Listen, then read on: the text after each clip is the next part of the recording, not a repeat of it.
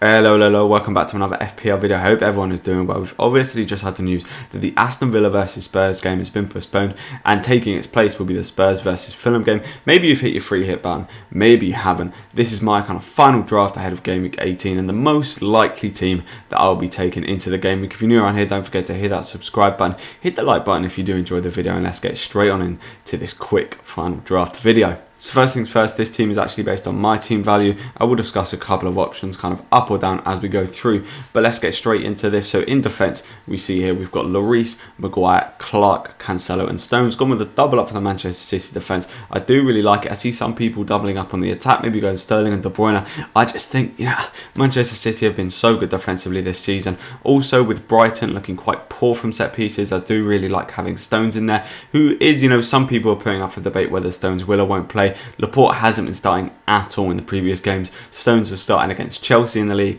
and started in a semi-final against United, so I think he's becoming pretty nailed on. And obviously Diaz, if you have the money, will most definitely play. So if you've got that 0.8 more, then go for Diaz. We've got Cancelo there as well, who looks incredibly good for attacking returns. Hasn't got many, but his expected attacking returns are very, very high. I did previously have Darlow in goal. However, I've seen loads of things on Twitter. Maybe it's just people getting in my head, but about now that Dubravka's back, will Darlow start? So I thought I'm just going to keep it simple. Go with Lloris, who we know will definitely be starting for Spurs, and then have Clark in there as my Newcastle asset.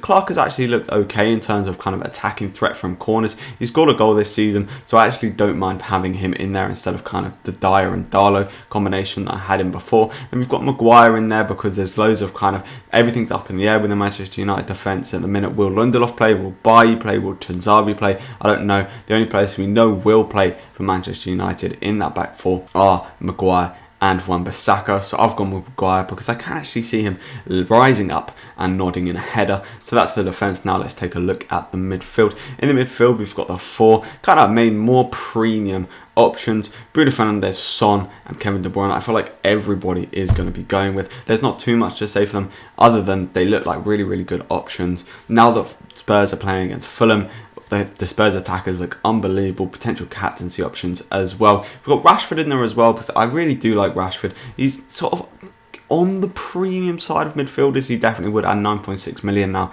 he definitely would be considered that. But against Burnley, I feel like Manchester United can score a lot of goals, and when he plays on that right hand side, which he most likely will, now that Cavani will be available for this game, I think he could definitely get quite a lot of goals. And then also the combination of Bruno and Rashford. Whenever Rashford scores, it tends to be Bruno who's assisting, so I think that combination is quite nice to have as well. I currently have the captaincy on Bruno Fernandes. I'm pretty certain about this because a lot of people will be captaining De Bruyne. For me, he's just not quite there yet. Obviously, they had a really good performance against Chelsea, but I think the way Brighton will play, Man City will struggle a little bit more to get through. However, De Bruyne is a great option, but I think the consistency that Fernandes has shown throughout the season just kind of shines a bit more through for me, especially away from home. So I've gone with the Bruno Fernandes captaincy. Now moving into the attack, we've got the two main men up front. I think the two most likely attackers that you'll see in everybody's team is Callum Wilson, who, against Sheffield United, very, very poor Sheffield United side this season, who've looked defensively very, very vulnerable, could easily go and pick up a couple of goals. We've got Harry Kane against Fulham. Now that Kane is against Fulham, I think everybody will be going with the Kane x Son double up. Most people, like myself, will probably be going for the triple up. You could even go and captain one of Son or Kane. If I was going to captain one of the two, I'd probably veer towards Harry Kane. I'm also, a part of me definitely is debating captaining Kane over Fernandes. Those are the kind of two main ones that I'm looking at personally. De Bruyne is a little bit further behind, but I know a lot of people are captaining De Bruyne, and I don't think it's a bad option at all. In the bench, we've also got Smith Rowe and Mitchell, two playing players. I think Mitchell definitely will start against Arsenal.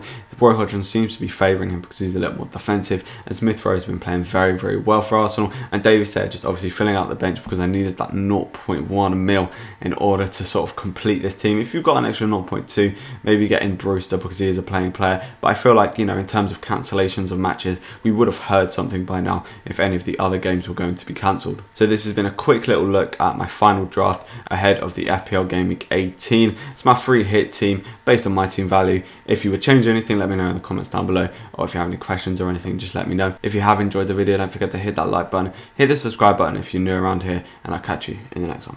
See ya.